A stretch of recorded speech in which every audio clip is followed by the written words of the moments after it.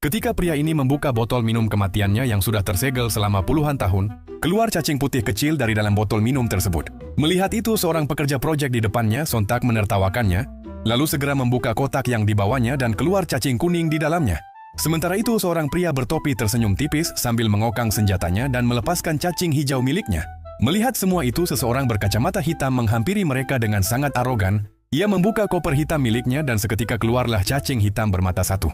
Pria itu merasa gugup melihat cacing-cacing milik lawannya. Namun ia percaya pada cacing putih kecilnya. Permainan pun dimulai. Keempat cacing itu saling berebut makanan. Cacing putih kecil yang awalnya diremehkan, kini ia melaju dengan sangat cepat dan berhasil membunuh cacing besar bermata satu. Lalu memakannya hingga membuatnya tumbuh lebih besar. Melihat itu, pria pekerja proyek itu menjadi panik. Ia menyuruh cacing kuningnya untuk segera menyerang cacing putih. Akan tetapi cacing putih itu sudah terlalu kuat. Ia dengan mudahnya berhasil mengalahkan cacing kuning tersebut. Kini hanya tersisa dua cacing yang bertahan, cacing putih besar dan cacing hijau. Akan tetapi tak butuh waktu lama. Cacing putih melesat dengan sangat cepat dan berhasil mengalahkan cacing hijau. Cacing putih itu pun menjadi pemenangnya. Namun ia tak berniat untuk berhenti. Kini cacing putih itu mengincar ketiga pria di depannya lalu membunuhnya.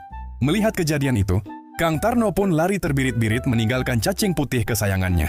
Ia berjalan menuju pusat kota, menghancurkan setiap jalan dan tempat yang dilaluinya. Bahkan kereta yang sedang melaju pun ikut menjadi makanannya.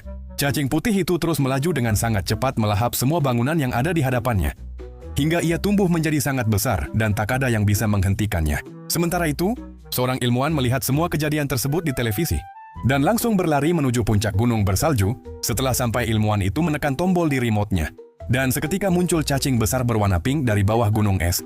Cacing pink itu sengaja ia keluarkan untuk mengalahkan si cacing putih. Di saat yang sama, militer mengarahkan pasukannya dengan menaiki jet tempur. Akan tetapi serangannya tidak berpengaruh apapun terhadap cacing putih.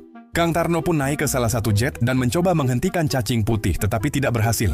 Sementara itu, cacing pink sedang OTW untuk menemui cacing putih. Mereka pun akhirnya bertemu di bawah pegunungan. Saat keduanya saling bertatapan, kedua cacing itu malah saling jatuh cinta. Melihat kesempatan itu, salah satu jet menembakkan bom nuklir ke arah mereka berdua.